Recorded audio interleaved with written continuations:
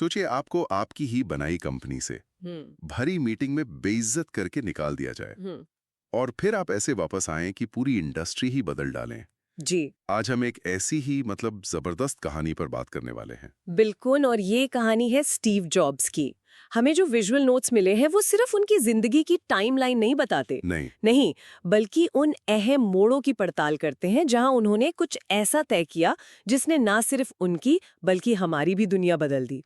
तो हमारा मकसद सिर्फ ये जानना नहीं है कि क्या हुआ, बल्कि ये समझना है कि क्यों हुआ। सही बात है। तो आज की हमारी चर्चा का रास्ता कुछ ऐसा होगा कि हम उनकी थोड़ी अलग सी शुरुआत से बात शुरू करेंगे। फिर देखेंगे कि कैसे एक गैरेज में एप्पल जैसी क्रांति शुरू हुई, और फिर हम उस नाटकीय दौर पर आएंगे जब उन्हें अपनी ही कंपनी से निकाला गया। जो किसी फिल्म के सीन जैसा लगता है। बिल्कुल। और उसके बाद का सफर तो और भी दिलचस्प है। एप्पल के बिना उन्होंने नेक्स्ट और पिक्सा जैसी कंपनियां कैसे बनाई, और फिर जब वो एप्पल वापस लौटे। वो वापसी कमाल थी। हाँ, तो कैसे आईपॉड, आईफोन और आईपैड जैसे प्रोडक्ट से उन्होंने एक के बाद एक इंडस्ट्रीज को हमेशा के लिए बदल दिया। चलिए फिर शुरू करते हैं। कहानी की शुरुआत ही थोड़ी अलग है। 24 फरवरी 1955, सैन फ्रांसिस्को। उनका जन्म ही अपने आप में एक संघर्ष की कहानी है। हाँ, ये समझना बहुत जरूरी है। उनकी जो बायोलॉजिकल माँ थी वो एक अविवाहित कॉलेज छात्रा थी, और उस दौर में बच्चे को पालना उनके लिए मुमकिन नहीं था। अच्छा। तो उन्होंने स्टीव को गोद देने का फैसला किया। उन्हें पॉल और क्लारा जॉब्स ने गोद लिया, जो एक वर्किंग क्लास कपल थे, ज्यादा पढ़े लिखे भी नहीं थे। इस बात का उन पर क्या असर पड़ा? बहुत गहरा। इस बात ने स्टीव के मन में हमेशा एक एहसास बनाए रखा कि वो चुने हुए हैं, लेकिन साथ ही छोड़े हुए भी। और ये दोनों भावनाएं उनकी पर्सनालिटी का एक बहुत बड़ा हिस्सा बन गई। और ये एहसास उनके कॉलेज के दिनों में और गहरा हो गया होगा। 1972 में उन्होंने ओरेगन की रीड कॉलेज में एडमिशन लिया, जो बहुत महंगा था। बहुत ज्यादा। उनके माता पिता वो फीस नहीं दे पा रहे थे, और स्टीव को ये बोझ महसूस हो रहा था। नोट्स में जिक्र है कि वो कोक की बोतलें बेचकर पैसे कमाते थे। सच में? हाँ, और मंदिर में मुफ्त खाने के लिए मीलों चलते थे, और दोस्तों के कमरे में जमीन पर सोते थे। वाह, तो ये सिर्फ पैसों का संघर्ष नहीं था। नहीं, ये एक तरह से पारंपरिक एजुकेशन सिस्टम के खिलाफ उनकी पहली बगावत भी थी। और इसीलिए उन्होंने कॉलेज छोड़ दिया। ये एक बहुत बड़ा फैसला था। हाँ, बहुत बड़ा। लेकिन उन्होंने सीखना नहीं छोड़ा, है ना? नहीं। बिल्कुल नहीं। बल्कि अब वो आजाद थे कि जो चाहे वो सीख सकें।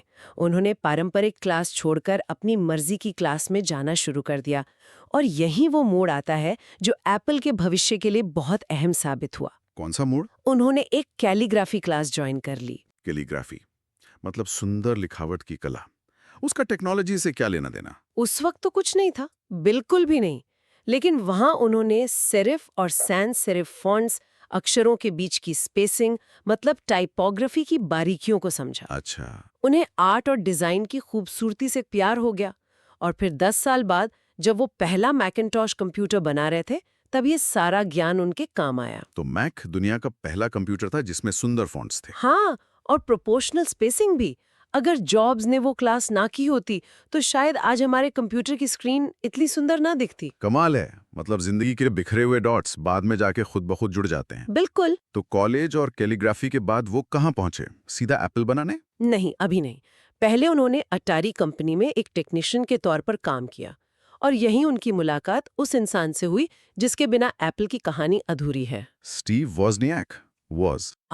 वॉज वो एक जीनियस इंजीनियर थे जिन्हें इलेक्ट्रॉनिक्स से प्यार था। जॉब्स और वॉल्स की जोड़ी एकदम परफेक्ट थी। वॉज को पता था कि चीजें कैसे बनानी है।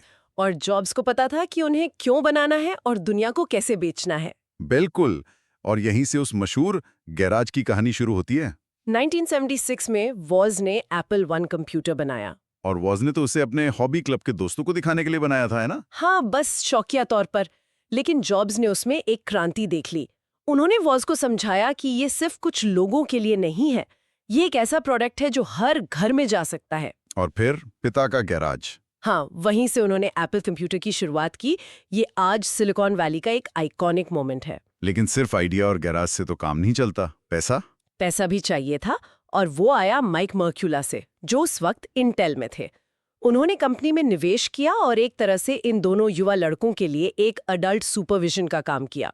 अच्छा, उनके आने से कंपनी को एक स्ट्रक्चर मिला। हाँ, और ग्रोथ बहुत तेजी से हुई। एप्पल II कंप्यूटर एक जबरदस्त हिट था। हैरानी की बात है कि एप्पल सिर्फ कुछ सालों के अंदर ही पर्सनल कंप्यूटर की दुनिया की सबसे बड़ी कंपनियों में से एक बन गई। सफलता बहुत तेजी से मिली, शायद बहुत ज्यादा तेजी से। बिल्कुल, और ऐसी ग्रोथ अक्सर अपने साथ अंदरूनी परेशानियां भी लाती है। कंपनी बड़ी हो रही थी और जॉब्स का मैनेजमेंट स्टाइल बहुत डिमांडिंग और मुश्किल था। वो परफेक्शनिस्ट थे। परफेक्शनिस्ट थे लेकिन बहुत गुस्सैल भी। तो कंपनी को एक अनुभवी सीईओ की जरूरत थी और जॉब्स ने खुद पेप्सी कोला के टॉप एग्जीक्यूटिव जॉन स्कली को चुना। हाँ, और उन्हें मनाने के लिए जॉब्स ने वो मशहूर लाइन कही थी, कौन सी? क्या तुम जिंदगी भर सिर्फ मीठा पानी बेचना चाहते हो या मेरे साथ आकर दुनिया बदलना चाहते हो? सही, और स्कली आ गए। लेकिन ये एक तरह का कल्चर क्लैश था। एक विजनरी और एक ट्रेडिशनल कंपनी का एग्जीक्यूटिव। तो शुरुआत में तो सब ठीक था। हाँ, पर जल्द ही दोनों के बीच मतभेद बढ़ने लगे, खासकर मैकिन्टॉश कंप्यूटर के भविष्य को लेकर। और इन मतभेदों का अंत बहुत बुरा हुआ। 1985 में बोर्ड ऑफ डायरेक्टर्स की एक मीटिंग हुई। और उस मीटिंग में सारा इल्जाम स्टीव जॉब्स पर डाल दिया गया। कंपनी के खराब प्रदर्शन और अंदरूनी कला के लिए उन्हें जिम्मेदार ठहराया गया। और विडंबना ये कि जिस जॉन स्कली को वो खुद लेकर आए थे, बोर्ड ने उसी का पक्ष लिया। हाँ, और स्टीव जॉब्स को उनकी अपनी ही बनाई हुई कंपनी से बाहर का रास्ता दिखा दिया गया। ये तो किसी बुरे सपने जैसा है। पर क्या ये सिर्फ स्कली की गलती थी? हमारे नोट्स में ये भी तो है कि जॉब्स का काम करने का तरीका भी, मतलब। ये एक बहुत जरूरी सवाल है। सच कहूं तो गलती सिर्फ एक तरफ से नहीं थी। जॉब्स उस वक्त एक लीडर के तौर पर उतने मैच्योर नहीं थे। उनका जुनून ही उनकी सबसे बड़ी ताकत थी और वही उनकी सबसे बड़ी कमजोरी भी। लेकिन ये उनके जीवन का सबसे निचला पॉइंट था। अपनी ही रचना से निकाल दिया जाना, ये किसी को भी तोड़ सकता है। लेकिन वो टूटे नहीं। एप्पल से निकाले जाने की ठीक 1 साल बाद उन्होंने 2 नई कंपनियां शुरू की। बिल्कुल नहीं, ये उनकी जिद और जुझारूपन का सबसे बड़ा सबूत है। पहली कंपनी थी नेक्स्ट। Next Inc. हाँ, नेक्स्ट। इसका मकसद था हायर एजुकेशन और बिजनेस के लिए हाई एंड कंप्यूटर बनाना। नेक्स्ट का पहला कंप्यूटर तो बहुत महंगा होने की वजह से फ्लॉप हो गया था। तो नेक्स्ट एक फेलियर था। हार्डवेयर के लिहाज से हाँ, लेकिन उसका सॉफ्टवेयर वो अपने समय से 10 साल आगे था। नेक्स्ट का ऑपरेटिंग सिस्टम, जिसे नेक्स्ट स्टेप कहते थे, वो बहुत ही पावरफुल और स्टेबल था। और यही बाद में एप्पल के काम आया। बिल्कुल, ये वो बुनियाद थी जिस पर बाद में एप्पल का मैक OS X टिका। एप्पल को सिर्फ स्टीव जॉब्स की नहीं, उनकी इस टेक्नोलॉजी की भी सख्त जरूरत पड़ने वाली थी। और दूसरी कंपनी थी पिक्सार। ये तो टेक्नोलॉजी से बिल्कुल अलग एनिमेशन की दुनिया थी। हाँ, उन्होंने लुकस फिल्म से एक छोटी सी ग्राफिक्स डिवीजन खरीदी और उसे पिक्सार नाम दिया। उनका लक्ष्य था कंप्यूटर से पूरी तरह एनिमेटेड फिल्में बनाना। ये बहुत बड़ा जुआ था। बहुत बड़ा। और यहाँ उन्हें वो सफलता मिली जो नेक्स्ट में नहीं मिली थी। 1995 में आई टॉय स्टोरी। टॉय स्टोरी तो एक मील का पत्थर है। वो सिर्फ एक फिल्म नहीं थी, उसने एनिमेशन इंडस्ट्री को हमेशा के लिए बदल दिया। लेकिन इससे भी जरूरी बात यह है कि पिक्सार में जॉब्स ने सीखा कि टेक्नोलॉजी और कहानी कहने की कला को कैसे मिलाया जाता है। अच्छा। उन्होंने सीखा कि प्रोडक्ट की आत्मा उसकी टेक्नोलॉजी में नहीं, बल्कि इस बात में होती है कि वो लोगों को कैसा महसूस कराता है। और ये सबक वो अपने साथ वापस एप्पल लेकर जाने वाले थे। और इसी बीच एप्पल की हालत दिन ब दिन खराब हो रही थी। बहुत ज्यादा। जॉब्स के जाने के बाद एप्पल दिशाहीन हो गई थी। एक के बाद एक सीईओ बदले गए, प्रोडक्ट फेल हो रहे थे, कंपनी दिवालिया होने की कगार पर थी। उन्हें एक नई शुरुआत की सख्त जरूरत थी। हाँ, और तभी कहानी में वो अप्रत्याशित मोड़ आता है। 1996 में एप्पल ने नेक्स्ट को खरीद लिया। ये सिर्फ एक कंपनी का अधिग्रहण नहीं था। नहीं, ये उससे कहीं ज्यादा था। ये असल में स्टीव जॉब्स को वापस लाने का एक तरीका था। जिस इंसान को 11 साल पहले कंपनी से निकाला गया था, वो अब उसे बचाने के लिए एक सलाहकार के तौर पे वापस आ रहा था। और कुछ ही महीनों में वो अंतरिम सीईओ बन गए। The return of the king. और उनकी वापसी के साथ ही एप्पल के इतिहास का सबसे सुनहरा दौर शुरू हुआ। यहां से जो हुआ उसने सचमुच दुनिया बदल दी। उनकी वापसी के बाद जो हुआ वो असाधारण है। उन्होंने आते ही सबसे पहले कंपनी को फोकस किया, दर्जनों प्रोडक्ट्स बंद कर दिए और कहा कि एप्पल सिर्फ 4 चीजों पर ध्यान देगी। और फिर एक के बाद एक वो प्रोडक्ट्स आए। बिल्कुल, शुरुआत हुई 2001 में आईपॉड से। उस वक्त MP3 प्लेयर्स तो थे, लेकिन वो या तो बहुत बड़े थे या उनमें गाने डालना बहुत मुश्किल था। हाँ, बहुत मुश्किल। और जॉब्स ने कहा 1000 गाने आपकी जेब में। लेकिन आईपॉड की असली जादूगरी सिर्फ डिवाइस में नहीं थी, उसकी असली ताकत थी iTunes सॉफ्टवेयर। वो पूरा इकोसिस्टम। वो सीमलेस इंटीग्रेशन, गाना खरीदना, उसे ऑर्गेनाइज करना और डिवाइस में डालना, सब इतना आसान हो गया था कि लोगों को यकीन नहीं हुआ। इसने म्यूजिक इंडस्ट्री का बिजनेस मॉडल ही बदल दिया। और फिर 6 साल बाद 2007 में आया वो प्रोडक्ट जिसने सब कुछ बदल दिया, दी आईफोन। आईफोन से पहले की दुनिया याद कीजिए।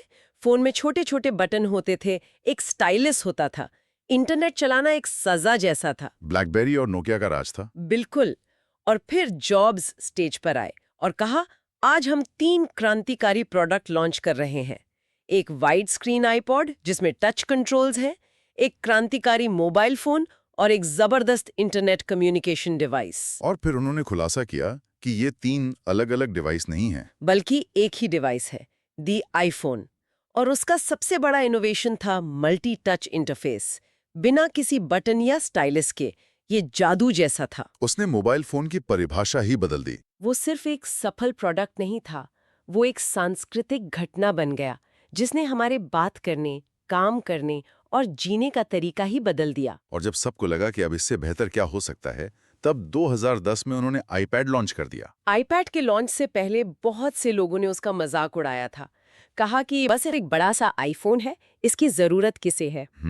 लेकिन जॉब्स ने स्मार्टफोन और लैपटॉप के बीच एक नई कैटेगरी बना दी और ऐप स्टोर के साथ मिलकर इसने कंप्यूटिंग के एक नए युग की शुरुआत की। ये सब तो उनकी प्रोफेशनल लाइफ की कहानी है, लेकिन हमारे नोट्स उनकी जिंदगी के एक और पहलू पर भी रोशनी डालते हैं, जो टेक्नोलॉजी से परे है, उनकी भारत यात्रा। हाँ, ये उनके शुरुआती दिनों की बात है। एप्पल बनाने से भी पहले वो एक आध्यात्मिक खोज में भारत आए थे। अच्छा। हाँ, उन्होंने दिल्ली, उत्तर प्रदेश और हिमाचल में 7 महीने बिताए। वो अपने गुरु नीम करोली बाबा से मिलने आए थे, लेकिन उनके पहुंचने से पहले ही बाबा का देहांत हो गया था। इस यात्रा का उन पर क्या असर पड़ा? बहुत गहरा। वो जब अमेरिका वापस गए तो उनका सिर मुंडा हुआ था और वो भारतीय पारंपरिक कपड़े पहनते थे। वो बौद्ध और जैन धर्म के गंभीर अभ्यासी बन गए। तो जो एप्पल प्रोडक्ट्स में सादगी दिखती है, बिल्कुल, वो जो मिनिमलिज्म है, उसकी जड़ें कहीं ना कहीं इसी ज़ेन फिलॉसफी में है। उनका मानना था कि सबसे मुश्किल काम है किसी चीज को सरल बनाना। तो अगर हम इस पूरी कहानी को समेटें, तो स्टीव जॉब्स ने सिर्फ एक कंपनी नहीं बनाई। नहीं, उन्होंने हमारे और टेक्नोलॉजी के रिश्ते को ही बदल दिया। उन्होंने सिखाया कि टेक्नोलॉजी को इंसानी होना चाहिए, सहज होना चाहिए, सुंदर होना चाहिए। उनकी यात्रा दिखाती है कि कैसे आपकी सबसे बड़ी असफलता आपकी सबसे बड़ी सफलता की नींव बन सकती है। हाँ, जिस कंपनी से उन्हें निकाला गया, उसी में लौटकर उसे दुनिया की सबसे मूल्यवान कंपनी बना देना, ये एक अविश्वसनीय कहानी है। उनकी कहानी हमें सिखाती है कि अपने जुनून पर भरोसा करो, और जैसा कि एप्पल का नारा था, थिंक डिफरेंट, अलग सोचने की हिम्मत करो। बिल्कुल, ये सिर्फ एक मार्केटिंग स्लोगन नहीं था, ये उनके जीने का तरीका था। उनकी विरासत उनके बनाए प्रोडक्ट से कहीं ज्यादा बड़ी है। ये उस सोच में है जो वो दुनिया को दे कर गए। इस पूरी चर्चा से एक बात दिमाग में घूम रही है। हमारे सूत्रों ने बताया कि कैसे कॉलेज छोड़ने के बाद सीखी गई एक अकेली कैलीग्राफी क्लास ने एप्पल के डिजाइन को हमेशा के लिए प्रभावित किया। हाँ, ये एक बेहतरीन उदाहरण है। तो ये सुनने वालों के लिए एक सवाल छोड़ जाता है, हमारी अपनी जिंदगी में वो कौन सी छोटी छोटी, आज शायद बेकार लगने वाली रुचियां या शौक हैं, जिन्हें हम सिर्फ इसलिए कर रहे हैं क्योंकि हमें उनमें मजा आता है। क्या पता भविष्य में वही हमारे जीवन के डॉट्स को जोड़कर हमारी सबसे बड़ी ताकत बन जाए।